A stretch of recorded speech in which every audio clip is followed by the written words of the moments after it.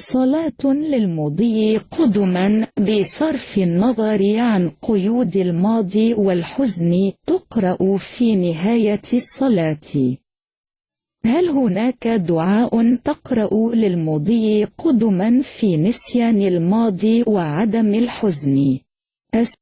Doa-doa agar move on, terlepas dari belenggu masa lalu dan rasa sedih, dibaca di penghujung salat. Adakah doa yang dibaca agar move on melupakan masa lalu dan tidak sedih? Assalamualaikum warahmatullahi wabarakatuh. Bismillahirrahmanirrahim. Konten ini disarikan dari sejumlah sumber terpercaya, merujuk kitab alim ulama yang syalihin. Di pustaka Buya Hamka. Tentu saja ada. Islam melarang seorang muslim bersedih berlarut-larut dan berlebihan. Oleh karena itu bila Anda susah melupakan masa lalu sebaiknya jangan terlalu gundah. Jika merasa sedih dan sulit melepaskan masa lalu maka mendekatlah kepada Allah Subhanahu wa Ta'ala dan memohon pertolongan kepadanya. Islam telah mengajarkan bila Anda merasa sedih maka berdoalah. Doa-doa mustajab agar keinginan cepat dikabulkan Allah Subhanahu wa Ta'ala. Baca surat Al-Fatihah hingga doa hajat.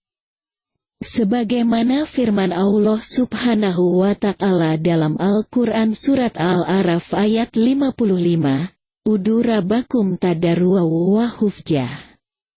Innahu la yuhibbul mutadin, berdoalah kepada Tuhanmu dengan berendah diri dan suara yang lembut. Sesungguhnya Allah tidak menyukai orang-orang yang melampaui batas. Berikut ini doa-doa yang dibaca agar move on atau doa yang dibaca ketika merasa sedih dan susah melupakan masa lalu. Doa pertama. Ya Allah berikanlah aku kekuatan hati untuk senantiasa bersabar di jalan kebenaran dan jalan yang Engkau ridhoi. Jangan biarkan ingatanku bergantung kepada masa lalu dan seseorang yang membuat aku jauh darimu, lali dari ibadah kepadamu, dan melupakan perintahmu. Biarkan hati dan pikiran ini hanya tunduk kepada ajaranmu serta berpasrah pada titahmu. Doa kedua. Ya Allah yang Maha Pengasih dan Penyayang, jangan jadikan kami larut dalam kesedihan. Biarkan hati dan pikiran ini selalu tertaut kepada kebaikan dan kebenaran. Jangan jadikan orang-orang di masa lalu kami menjadi penghalang kami untuk beribadah dan selalu mengingat-Mu. Biarkan kami senantiasa mengingat-Mu, bukan mengingat hal-hal yang buruk dan membuat terpuruk. Ya Allah yang Maha Pengasih, sesungguhnya Engkaulah yang mengatur hati-hati kami. Jagalah hati kami dari kedengkian, ingatan yang buruk, kebencian yang mampu menyengsarakan hidup. Jangan biarkan kami mengingat hal-hal yang menjadikan kami lalai dari ibadah dan taat padamu.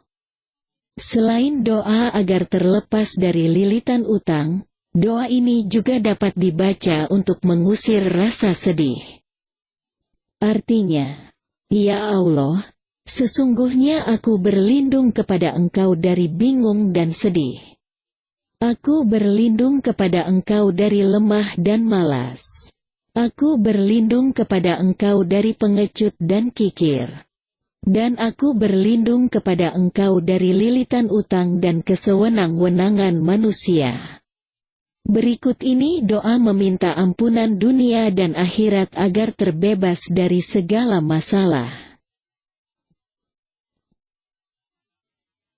Ya Allah, sesungguhnya aku memohon ampunan dan terbebas dari masalah di dunia dan akhirat.